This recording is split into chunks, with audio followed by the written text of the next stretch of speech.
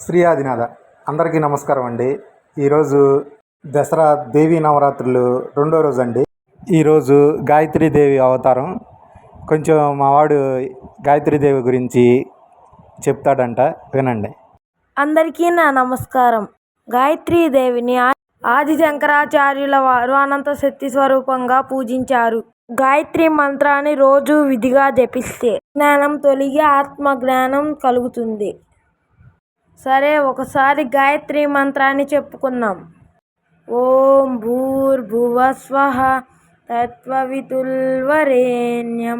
భర్గో దేవస్య ధీమహి ధియో యో న ప్రచోదయాత్.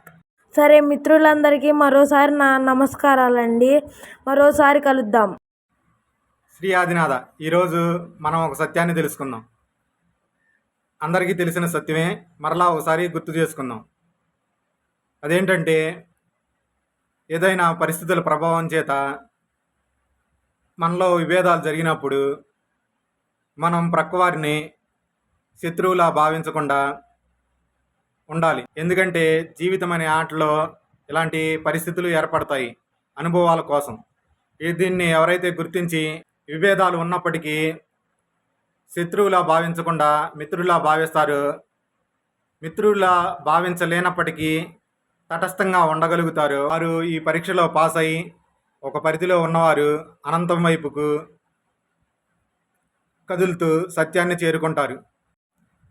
మరలా చెబుతున్నాను, మిత్రుల్లా ఉండలేనప్పటికీ శత్రువులా భావించకుండా తటస్థంగా ఉండడం అలవాటు చేసుకోవాలి, ఆచరించాలి. అలా ఆచరించినప్పుడే మనం సత్యాన్ని పట్టుకోగలుగుతాం. సరే, ఆప్తమిత్రులకు ఆనంద విహారులకు నా నమస్కారాలు.